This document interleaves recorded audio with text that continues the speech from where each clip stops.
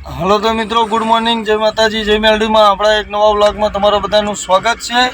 આજના વિડીયોમાં તમે જોયું એ રીતે આપણે ગાડી ખાલી કરી અને આવી ગયા હતા ભુજમાં।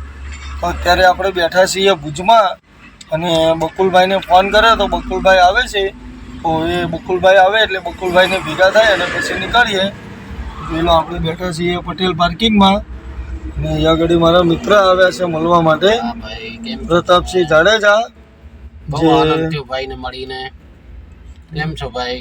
બસ મોજે મોજ। કેવું લાગ્યું ભુજમાં? બસ એક નંબર। બકુલભાઈ ની રાહ જોઈએ આપણે જે આવે છે બકુલભાઈ આવે એટલે અમને ભેગા થઈને નીકળીએ। ત્યાં સુધી અમે વેઇટિંગ કરીએ છીએ એમનો, હવે પછી મળાવું તમને બકુલભાઈને। તો ભાઈ જુઓ, અહીંયા બકુલભાઈ આવી ગયા આપણને ભેગા થવા માટે। બકુલભાઈ મજામાં? બસ બહુ મજામાં ભાઈ। શું છે બીજું, આજે એરફોર્સમાં રજા? આજે રજા છે, સાહેબ આવે છે તો લેવા જવાનું છે, અત્યારે ફોન આવશે। હા હા, બસમાં લેવા જવાનું। તો ભાઈ બકુલભાઈને લેવા જવાનું છે। અહીંયા પટેલ પાર્કિંગ આગળ રાખી છે ગાડી। બકુલભાઈની લાઈફ હમણાંથી બીજી ચાલે છે અને બકુલભાઈ આવ્યા છે ગાડી લઈને। અરે એમની ગાડી જોઈ લો, 73-76। તો હવે અહીંયાથી નીકળીએ, બકુલભાઈને ભેગા થઈએ, મુલાકાત કરીએ, ચા પાણી કરીએ, પછી અહીંયાથી વધીએ। બરાબર બકુલભાઈ? ઓકે। તો ભાઈ જોવો, આપણે બકુલભાઈને ભેગા થઈને નીકળી આવ્યા અને આપણે પહોંચી ગયા નરવાળા સર્કલે। અહીંયાથી આપણે લેવાની છે રાઈટ સાઈડ। અને મિત્રો બીજા નંબરમાં કે આપણે ડીઝલ પુરાવાનું છે, તો આપણને રિટર્નનું ડીઝલ અહીંયાથી મળી છે 35 લીટર। તો હવે અહીંયાથી ટાંકો 35 લીટર ભરાવી દઈએ, પછી આગળની જર્ની સ્ટાર્ટ કરીએ। તો અહીંયા સામે જ છે પેટ્રોલ પંપ, તો પહેલાં ડીઝલ લઈ લઈએ। તો મિત્રો જુઓ, આપણે ડીઝલ પુરાવીને નીકળી આવ્યા અને અત્યારે જસ્ટ પહોંચી આવે શેખ પીર। તો આગળ બતાવું તમને શેખ પીરનો વ્યૂ। અને આપણે હજી જમવાનું પણ બાકી છે, જમ્યા નથી અને ટાઈમ પણ એવો કંઈ ખાસ થયો નથી, હજી તો 11:37 થાય છે। તો હવે જમવાનું આગળ ક્યાંક જમીશું। તો હવે અહીંયાથી કન્ટિન્યુ ચાલ્યા જઈએ। જો આ શેખ પીરનો નજારો કંઈક આ રીતે આવે છે અત્યારે। હજી સવાર જ જવાય છે, 11-11:30 થાય છે એટલે। તો અહીંયાથી આપણે લઈ લેવાની છે ખાલી સાઈડ। અહીંયા થોડો રસ્તો બને છે એટલે થોડું તકલીફવાળું છે અને આ રસ્તો સીધો કૂતમાં થઈને નીકળે છે ભુજ ભચાઉ। પણ ત્યાં ભચાઉ જવામાં એવું છે કે 30 કિલોમીટર વધી જાય અને આ બાજુ 30 કિલોમીટરનો ડિફરન્સ આવે છે। તો શેઠનો વાત કરીએ તો શેઠે એવું કીધું કે નહીં, આપણે જે રેગ્યુલર ચાલીએ એ જ રૂટ ઉપર આવો, 30 કિલોમીટર વધી જાય તો એનું ડીઝલ નહીં મળે એવું કીધું। તો કંઈ નહીં, હવે આપણને કીધું એ રસ્તે આપણે ચલાવી દઈએ। બધા વિડીયોમાં જોડાયેલા રહેજો, વિડીયો છેલ્લે સુધી જોજો, આગળની જર્ની બતાવું તમને। તો ફાઇનલી દોસ્તો જુઓ, અત્યારે આપણે પહોંચી આવ્યા ભચાઉ। જોઈ શકો છો ભચાઉનો નજારો કંઈક આ રીતે આવે છે અને અત્યારે આપણે ભચાઉ ક્રોસ કરીએ છીએ। અને મારો અવાજ પણ બેસી ગયો છે, કાલની તબિયત પણ ખરાબ થઈ ગઈ છે, એના હિસાબે અવાજ પણ બરાબર નથી આવતો। અને આ આવી ગયો આગળ હાઈવે આપણો। તો ત્યાંથી આપણે લેવાની છે લેફ્ટ સાઈડ। આ રાઈટ સાઈડ રસ્તો જતો રહ્યો મુન્દ્રા બાજુ, ગાંધીધામ મુન્દ્રા। આપણે ગાંધીધામ મુન્દ્રા નથી જવાનું, આપણે જવાનું છે અમદાવાદ। અને અહીંયાથી લઈ લઈએ લેફ્ટ સાઈડ સામખિયારી બાજુ। અને આગળની જર્ની પણ તમારી જોડે શેર કરું મિત્રો, તો બધા વિડીયોમાં બન્યા રહેજો, વિડીયો છેલ્લે સુધી જોજો। BSF વાળાની ગાડી અહીંયા શેક પડી છે જુઓ, મતલબ આ બાજુ બધી આર્મીની ગાડીઓ રનિંગ ચાલુ જ હોય, ગમે ત્યાં જોવા મળે તમને।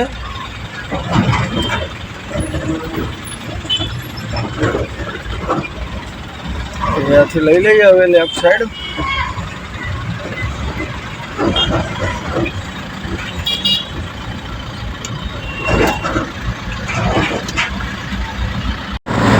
તો મિત્રો જુઓ, આપણે સામખિયારી બાજુ જઈએ છીએ અને આ જોઈ શકો છો સામખિયારી ગાંધીધામ મુન્દ્રા હાઈવેનો નજારો કંઈક આ રીતે આવે છે।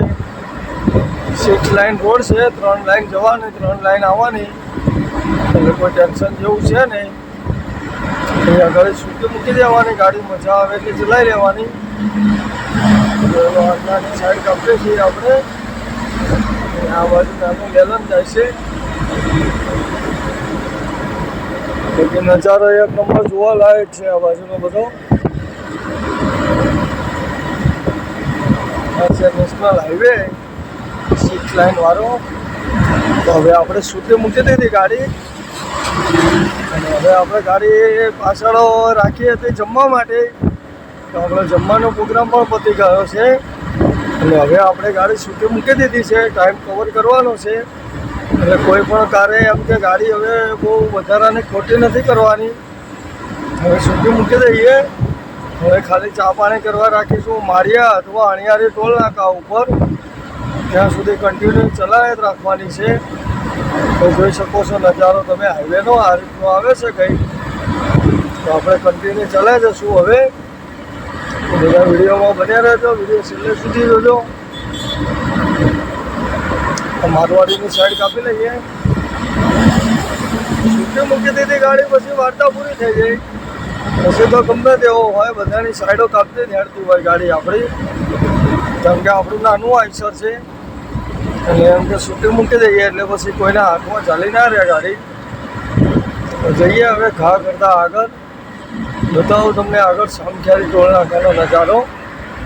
અત્યારે બપોરના ટાઈમે ટ્રાફિક મળે છે કે નથી મળતો ખબર નહીં. બતાવું તમને. બધા વિડીયોમાં જોડાયેલા રહેજો. વિડીયો છેલ્લે સુધી જોજો. હવે વધીએ આગળ ધીમે ધીમે.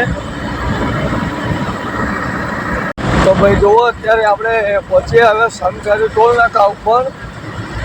જોઈ શકો છો સામખિયાળી ટોલ નાકાનો નજારો કંઈક આ રીતે આવે છે. તો હવે આપણે સામખિયાળી ટોલ નાકો ક્રોસ કરી અને કન્ટિન્યુ ચાલે જઈએ આગળ.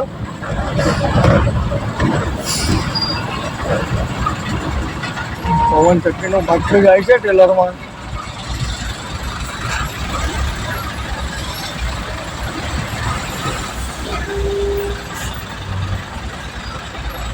તો હવે ટોલ પાર કરી લઈએ.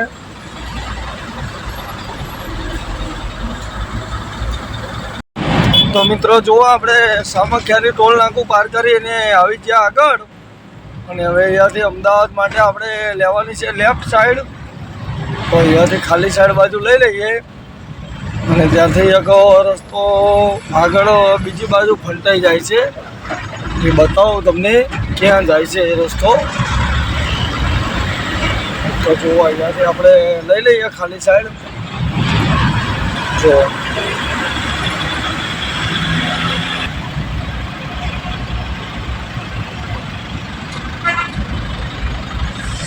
થોડો ભર્યો રોડ છે. ટ્રાફિક જેવું છે એટલામાં.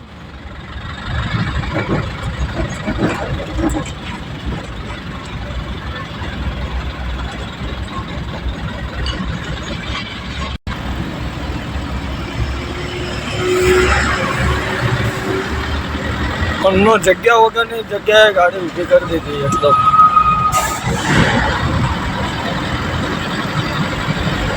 રસ્તો કન્ફ્યુઝન થયો હશે એટલે રસ્તો પૂછવા માટે અಣ್ಣાએ ઊભી કરી દીધી ગાડી. તો અહીંયાથી આપણે ઘૂમરો મારી અને લઈ લેવાની છે પેલી બાજુ.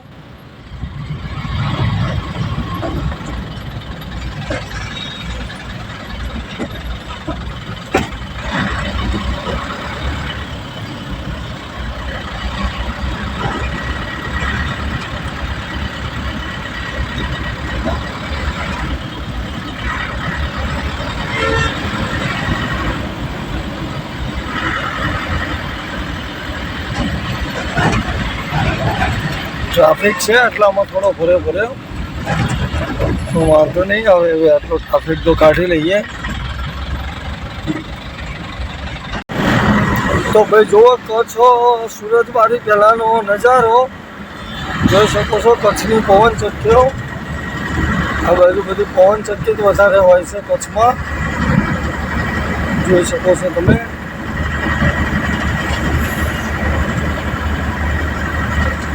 અને આગળ આવશે સુરતબારીનું ટોલ નાકું. બતાવું તમને સુરતબારીનું ટોલ નાકું ક્રોસ કરીએ આપણે અને પછી સુરતબારી ટોલ નાકું ક્રોસ કરી અને કન્ટિન્યુ ચાલ્યા જશું. બધા વિડીયોમાં જોડાયેલા રહેજો. સુરત બાજુ ટોલ ક્રોસ કરી લઈએ પહેલાં. તો મિત્રો જુઓ, અહીંયા ઘડી આપણે પહોંચી આવ્યા અને અહીંયાથી આ બ્રિજ પૂરો થાય ત્યાંથી કચ્છની હદ પૂરી થઈ જાય અને પછી હદ લાગી જાય મોરબીની આગળથી મોરબીની હદ લાગે. આ બધું કચ્છ જિલ્લામાં લાગે. જેવો આ બ્રિજ પૂરો થાય એટલે મોરબીની હદ ચાલુ થાય. જોઈ શકો છો, આ બધું મીઠાનું જ છે. જો